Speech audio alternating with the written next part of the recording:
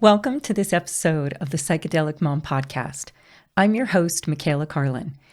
And first, I want to thank all you who are listening and those who have subscribed to my channel and left me a review and positive feedback. I truly appreciate it. When I went to start this podcast and jumped right in and launched this, I actually had no idea how much work a podcast was. I think it's 10 times more work than I thought. Part of the inspiration came from a friend of mine, Beth Weinstein, who I interviewed. So you'll have to check out her episode. Beth has the podcast, The Psychedelic Entrepreneur, and she made it look so easy. So thank you, Beth. I also want to thank my producer today, Tatiana Irvine, who has done an incredible job of supporting me on this journey. I think yesterday she called the Psychedelic Mom the Monster Project to give you a sense of the glitches and the things that we have run into. So thank you, Tatiana, so much. And if you haven't subscribed to my channel, if you haven't left me a review, do so. And definitely reach out. I want to know what episodes are really resonating with you, and also what content is most interesting to you at this time. The other thing I want to thank is Sacred Earth Medicines, because I don't think I could have done this podcast maybe even 5 to 10 years ago.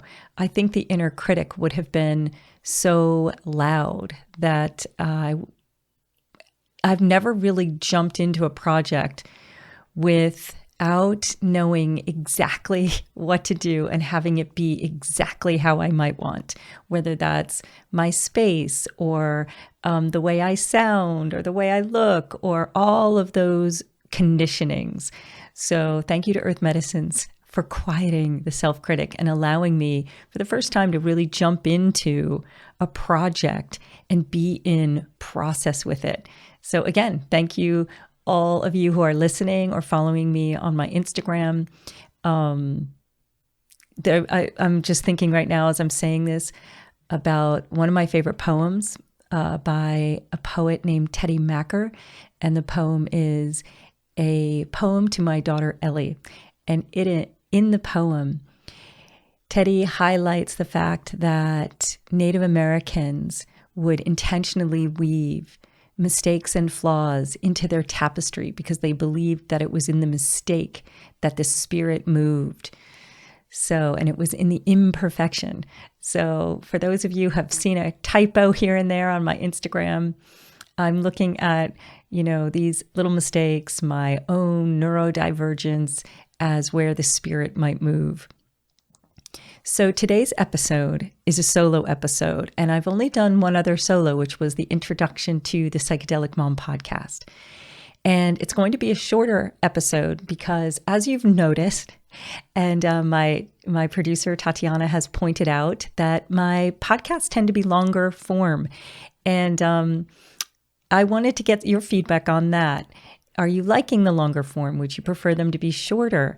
But today is definitely going to be a shorter podcast. And I'm hoping to do it in one take. So it's just really going to be a conversation with you about some of the things that are arising for me and some thoughts about what is going on in the Sacred Earth Medicine psychedelic renaissance space.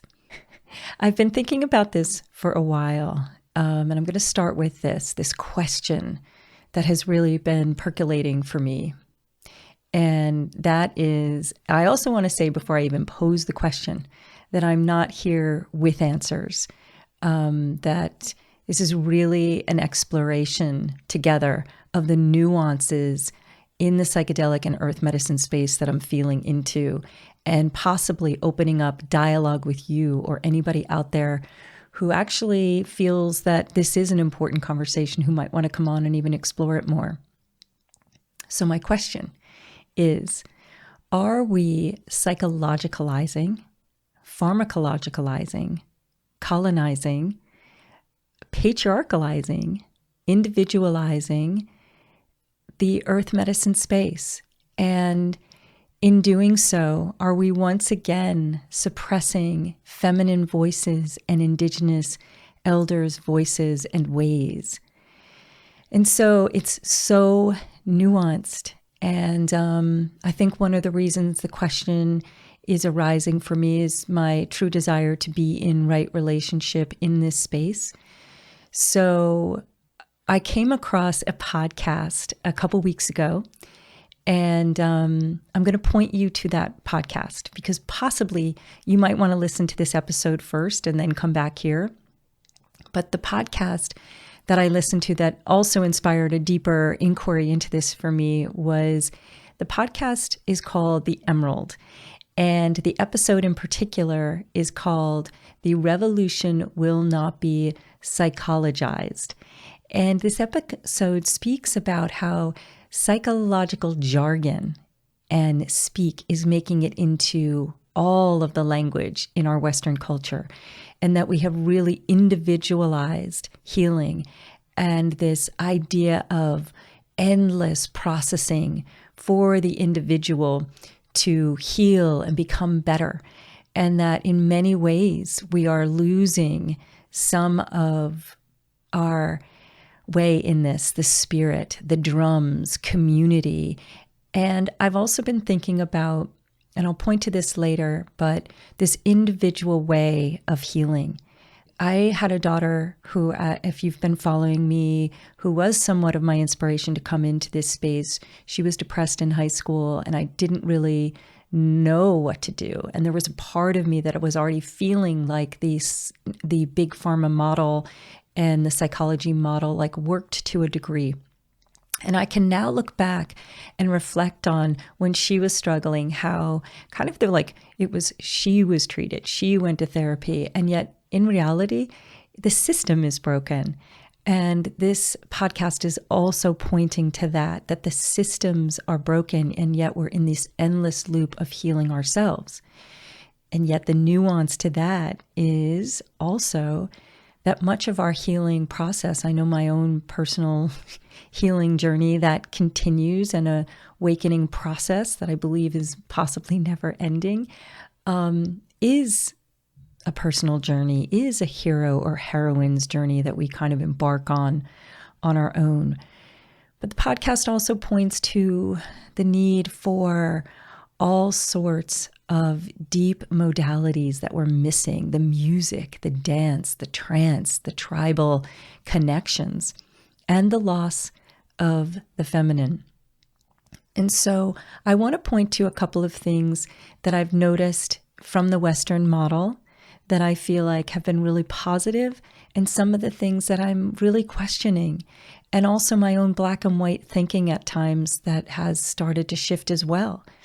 The things that I feel like in the Western culture, and again, this is my opinion, have been really helpful in my own process and in working with clients, is some of the psychological modalities are so supportive, like internal family systems. I think Richard Schwartz was kind of the person that came up with this way of working with clients. And yet at the same time, I remember working with a medicine woman who was doing this work on me. And then once I started to study internal family systems, I said, "Oh, you're doing internal family systems." And she said, "I don't know. I learned it from the Bwiti." So this idea that I am a Western woman, and a lot of times I am learning from the Western therapeutic psychological model. And so in some ways, those modalities have been essential and vital to my own work and my own path, whether that's somatic therapy, understanding the vagus nerve, and working with psychedelics and earth medicines in a way that has been, in some ways, Westernized. I think in my own practice, I'm combining things. I won't get into that now, but so I'm looking at the ways the Western culture possibly is supporting this path. Some people talk about that maybe it will give more access and affordability going the pharmaceutical model. I'm not really sure. I don't know that we have enough evidence of that. And if we look at the big pharma in our country that is so profit and capitalist driven, I'm not really sure that I trust that. I think in the Western model, there have been Western elders that have led so much of this path for us to even bring earth medicines to the awareness of a Western culture that is very sick. And so I think of Krishnamurti's quote, "It is no measure of health to be aligned to a profoundly sick society." So I want to also be aware of that as we move forward in this Western model with psychedelics. I'm even thinking of the word psychedelic that came from a British psychiatrist. Yes, he took it from these two Greek words, psyche and delic, revealing of the soul. But I wonder, even recently, are we replacing Mother Earth even in that, these sacred earth medicines? And where is the mother? Where is the deep feminine in the Western model of psychedelics? Where is the spirit? Where are the indigenous teachings? And then the ways in which I think that the Western model has been problematic is, and I'm looking at this in my own self-reflecting, I do have internalized patriarchal ways that earth medicine has pointed me to, that I have been patriarchalized. And earth medicines have little by little revealed those ways to myself and helped me in many ways to peel back and regain some of the ways that I've been oppressed and suppressed from this model. And I certainly don't want to reprise that anywhere in the world. So the patriarchal model, even in the psychedelic space, I mean, one of my goals with the Psychedelic Mom podcast is to bring an intersectionality of voices into the space. And I've actually found it to be a challenge. As many women as I have interviewed, it seems more men tend to be available and to be leading voices in this space. So the other things that have just arisen in the past couple of weeks in the Western model that, again, I don't want to label them as problematic, but I want to speak to the nuance and the potential dangers. There's a company out of Canada that just announced it is synthesizing ayahuasca. There have been a group of ketamine clinics. There's popping ups of ketamine clinics everywhere. And just this week, I think there was a group of ketamine clinics that closed their doors overnight, maybe 12 or 19 of them. Synthesis Institute, one of the best known facilitation teaching platforms that was like very well respected in this space, just declared bankruptcy. And I have a close contact to that because I actually am in that training program. And we were at the very, very, very end, just about to get our certifications. And suddenly it went bankrupt. It is being reorganized and being taken over by another company. But I'm even reflecting on this idea of needing certification. I think it's so important. I think it's a westernized, again, patriarchal model because I have done apprenticeships with medicine women and apprenticed with medicine itself. I've gone back to my own indigenous roots of the Druids and the Celtics to understand the medicine woman in my heritage. And yet I had this deep need as a Western woman to feel like, oh, I have a certification. Again, it's somewhat of the patriarchal model, but it was also the desire to have the legal capacity to serve these medicines in the Western model. In the last couple of weeks, we've seen more companies come into the psychedelic space and synthesize more medicines like psilocybin. I was reading recently about Johns Hopkins' study to understand different ways of administering 5-MeO-DMT. toad medicine in IV bags, the psychological speak versus maybe the speak of indigenous peoples and the feminine language that we're missing, Mother Earth's language. In our Western model, we speak of synthesizing medicine, clinical trials, trip sitting, microdosing protocols. Even in clinical psychedelic therapy through MAPS, there's been a heteronormative way of serving medicine where there is a male and a female clinician in the room, kind of with these heteronormative mother and father figures. Where is the equality even in the medicine space for LGBTQ plus individuals? I was just speaking to a friend of mine who I interviewed, Anna Medina. Check out Anna's episode. She speaks of living in Colorado right now, and the law kind of this being very confusing right now, the legalization of psychedelics, that the last she's on the board and she's with a few other indigenous people on the board.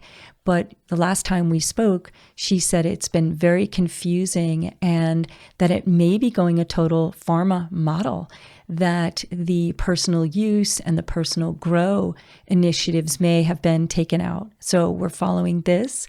But there's so many things that are happening, including the over-harvesting of toad medicine because the desire for bufo medicine in Western cultures, the over-harvesting of ayahuasca and iboga. So how do we deal with this? How do we not colonize and really leave cultures that have been the stewards of these medicines for centuries, and not really have true reciprocity and respect? And how do we as Westerners walk this line with humility? Clearly, the Western culture is in need of earth medicines and these incredible wisdom that comes from these beautiful plants and from Mother Earth herself. And so where is that in the Western space? Can we make more space for Mother Earth, for spirit, for all the modalities that support this? The other thing that I want to point to in my own kind of black and white thinking when I started the Psychedelic Mom podcast was I had this idea of that when you came to the psychedelic space, it had to be with intentional ceremonial use only. And what I've started to realize in all of my interviews is that was black and white. So many people come to this space from so many different ways.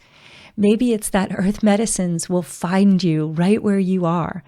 But I'm thinking of my interview with Jim Harris, who was a National Geographic photographer who on expedition lost the use of his legs, became paralyzed in an accident, and came to psychedelics after 2 years of working to get his movement back in his legs at a festival where he took a low dose of psilocybin, and suddenly the leg muscles in his legs fired up for the first time.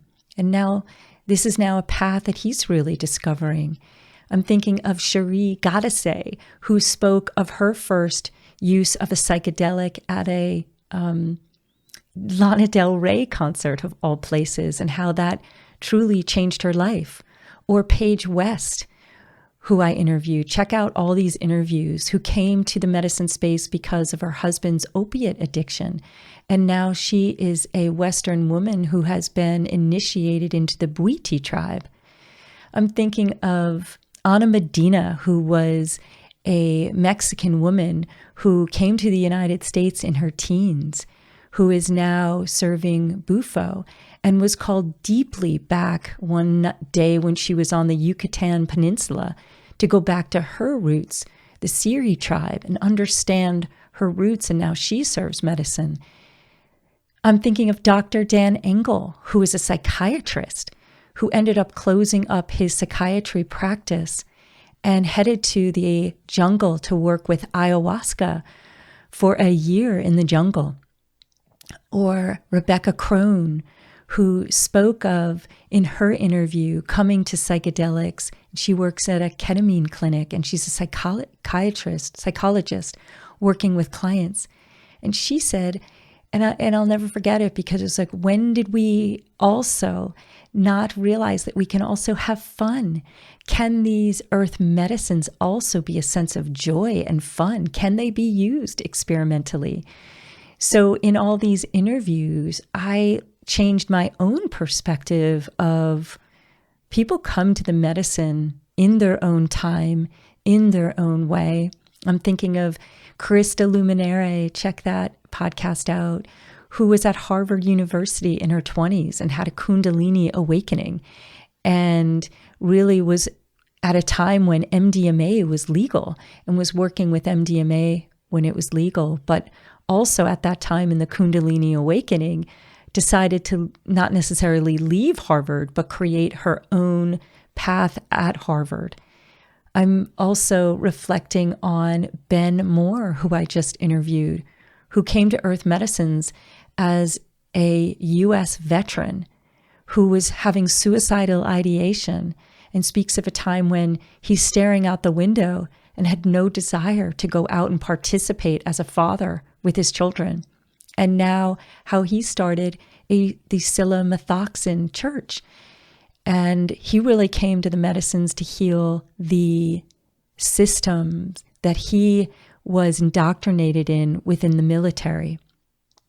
So I'm just reflecting on the ways in which Westerners come to the earth medicine space.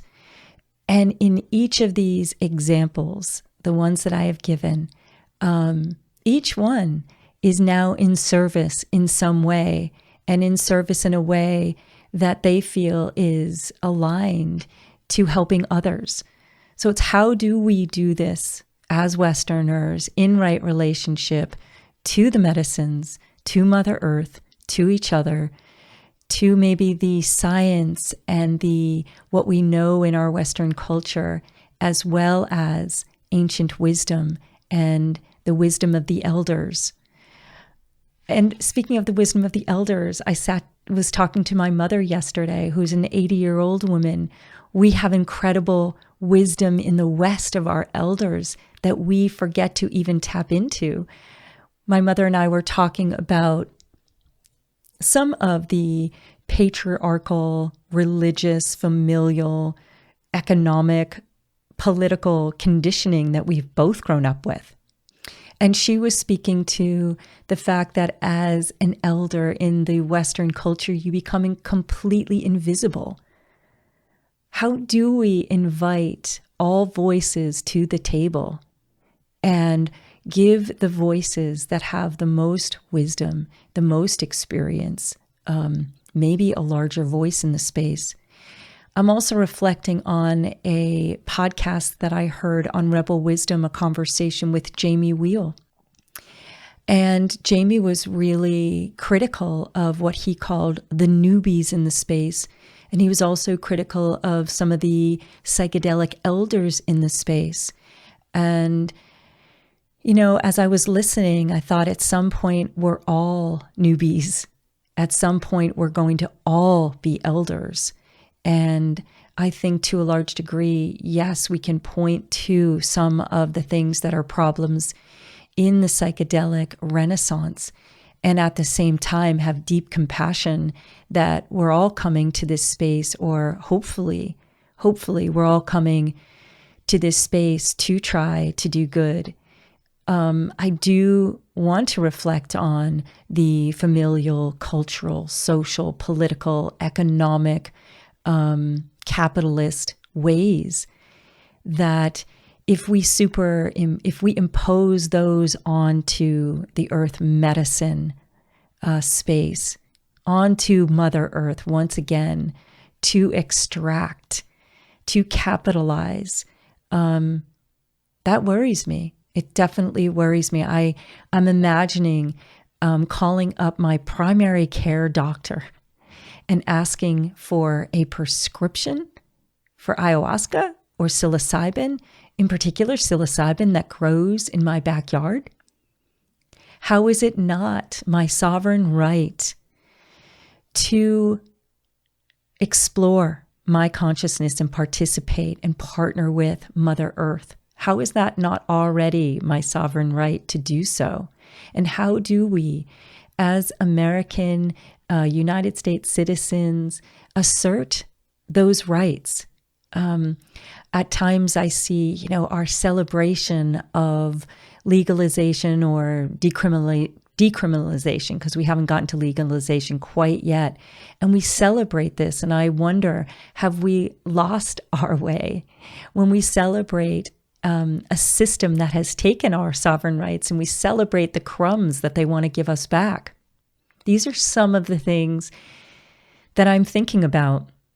I'm thinking about my own role in this space as the psychedelic mom. I'm even thinking of the title, the word psychedelic. Have I replaced sacred earth medicine with a westernized word? I've definitely been intentional about going back to my own roots. And as a medicine woman in the space, to be very careful and tread lightly on the traditions and practices that I use.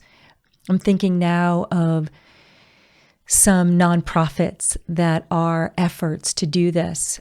For example, the Blessings of the Forest, that really asks Westerners, or maybe it's even global, if you ever have the blessing to sit with Grandfather Iboga, to then offer 5 Iboga trees to be planted to give back.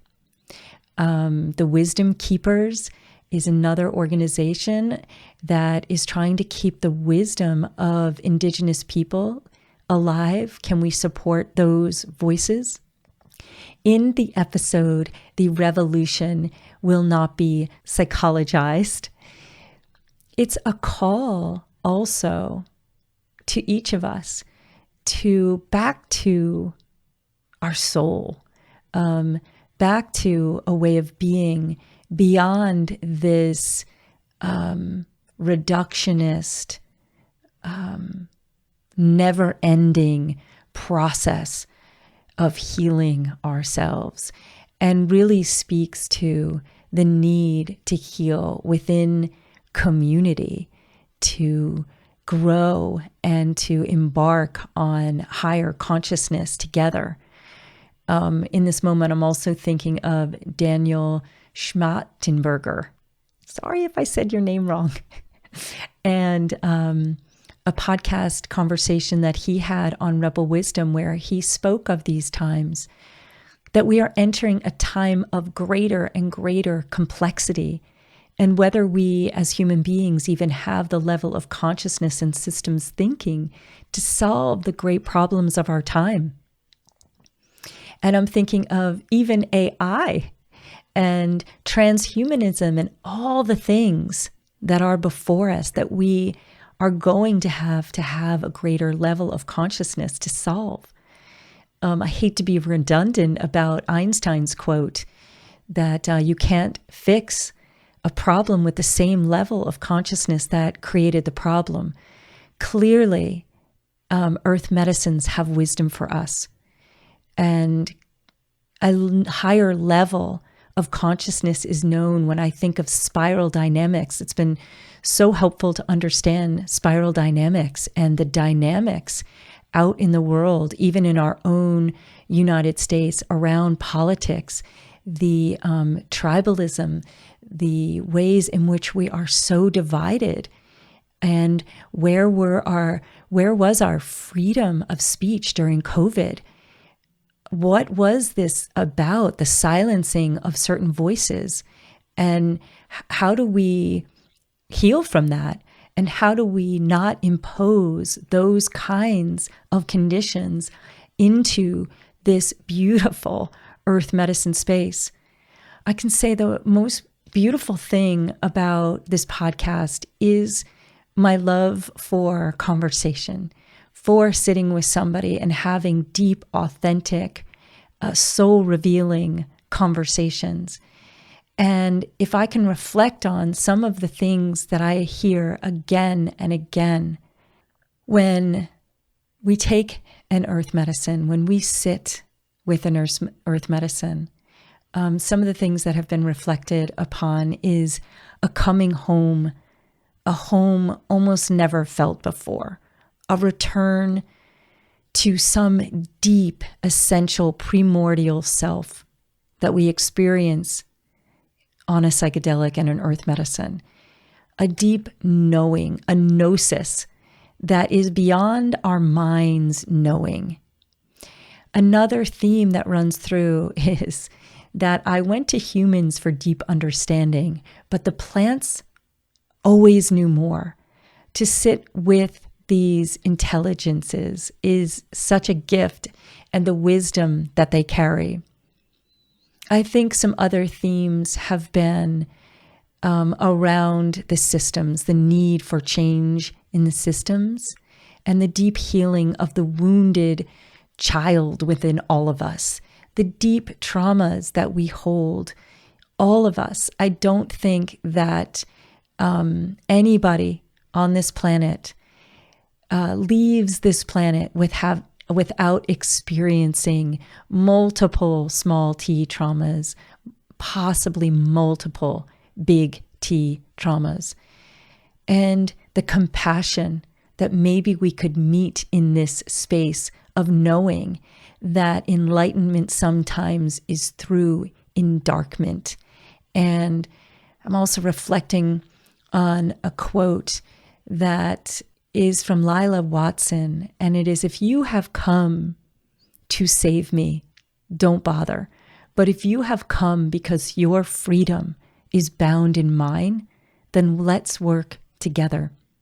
This is also a call to anybody who is within this earth medicine space, who is of indigenous wisdom and indigenous cultures and the feminine voice.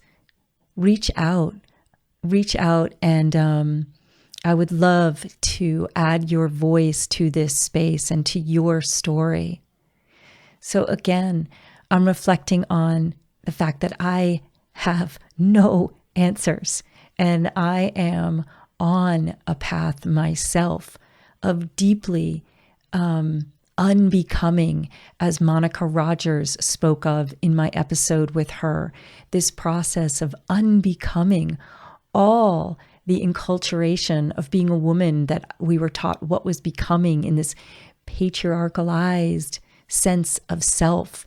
And so I know myself that I am in process and have also, as best that I can with the level of consciousness that I have at the moment, gone back and even with my own children, tried to do repair in any place that the systems that were internalized within me caused me to reprise any kind of wounding that was not of truth. I think many of these systems invert truth, and they really do oppress and suppress all of us.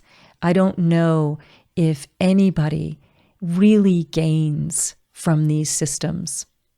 So this was it's kind of on my mind, and I'm so grateful to have a place to reflect, to meet you here, to circle about this. Definitely give me your feedback. I think as a white woman in the earth medicine space, I'm constantly treading the best that I can lightly. I'm trying to come to the medicine space in true humility and service, and to honor the many medicine women in my own lineage, going back to my great grandmother, who was a pharmacist in the United States, one of the earliest female pharmacists, and my own culture, and learning from those while also sitting in circle with many others in this space, and hopefully learning from each other. And, I think the other thing that has come out in all the conversations I've had, I'm reflecting on Anna Medina's conversation with me. One thing I want to mention about hers is she spoke so beautifully about being someone who has the blood of the colonizer as well as the blood of indigenous people, Spanish, who were serving toad medicine, and to have deep compassion for all of us. That, but I also wanted to reflect on something that she said, which was another teaching that seems to come through again and again. That we are all one. This is not just a logo for a t-shirt. That earth medicines show us we are all one. And if we can move in this space and allow the great mother and her teachers to guide us, perhaps we won't get so lost. I, again, clearly don't have the solutions. I just have, at the moment, the curiosity and the understanding that this is incredibly nuanced and open. I am open to learn, open to have open dialogue, open to change, open to be in greater humility and right relation with all of it.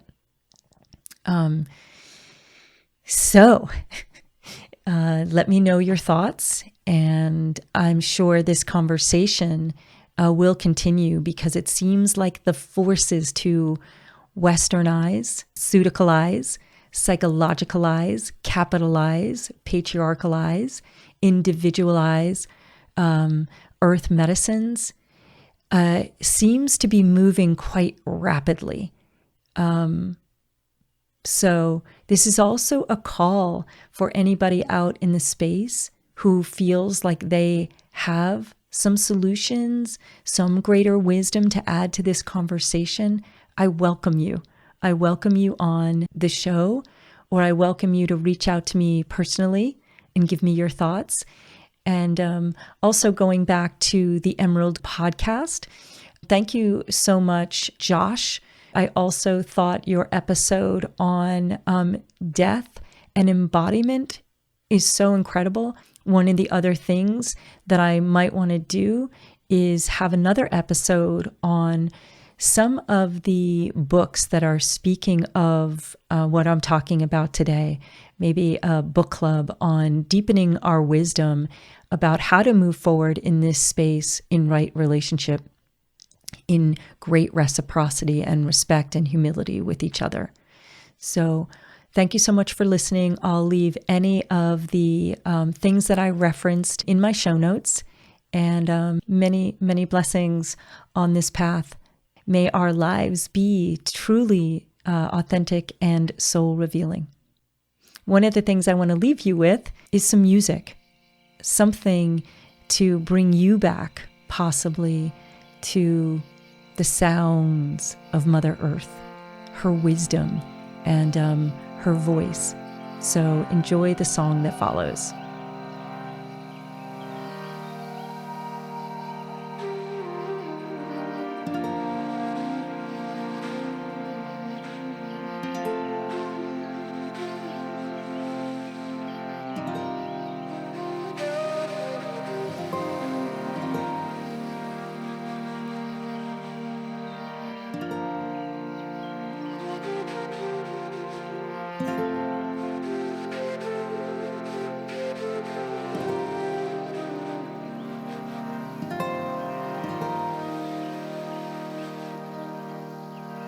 Hiera mi cuerpo, agua mi sangre, aire mi aliento, y fuego mi espíritu. Hiera mi cuerpo, agua mi sangre.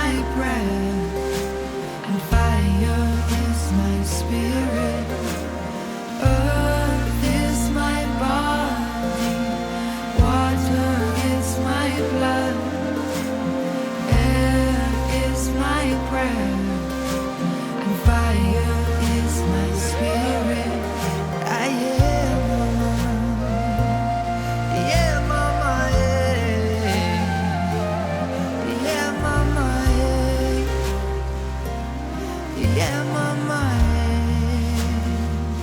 I feel the earth calling us home, back to the heart, to the wild unknown. Humbled and gracious is where we belong.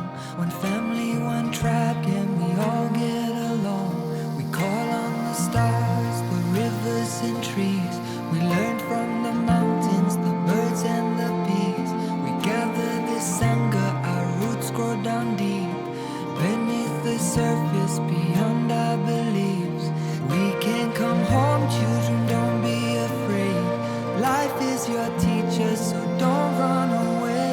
Stay wild and free, raise your hands up and pray.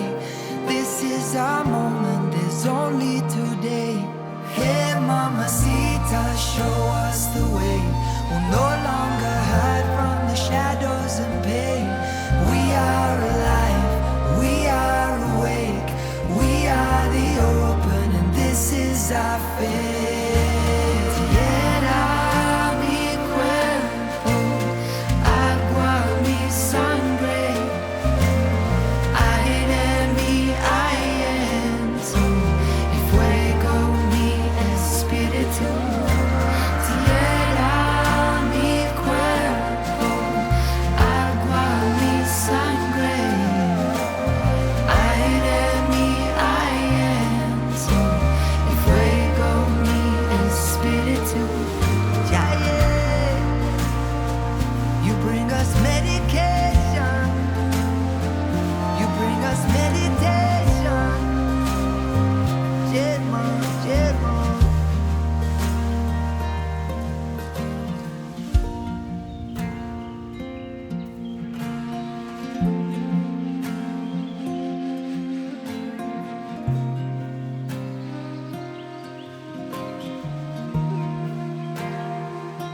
I feel the earth beneath my feet.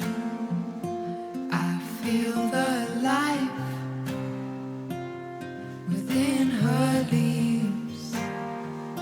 I feel her song in the rain that falls. I feel the warmth in her heart that calls. I feel the earth beneath my feet. I feel the life within her leaves. I feel her song in the rain that falls. I feel the warmth in her heart that calls. Hey mama, hey mama, hey. Hey mama, hey mama, hey. Hey mama, hey mama, hey. Hey mama, hey mama, hey. Hey mama, hey mama, hey. Hey mama, hey mama, hey. Hey mama, hey mama, hey. Hey mama, hey mama, hey. Hey mama, hey mama, hey. Hey mama, hey mama, hey. Hey mama, hey mama, hey. Hey mama, hey mama, hey. Hey mama, hey mama, hey. Hey mama, hey mama, hey. Hey mama, hey mama, hey. Hey mama, hey mama, hey.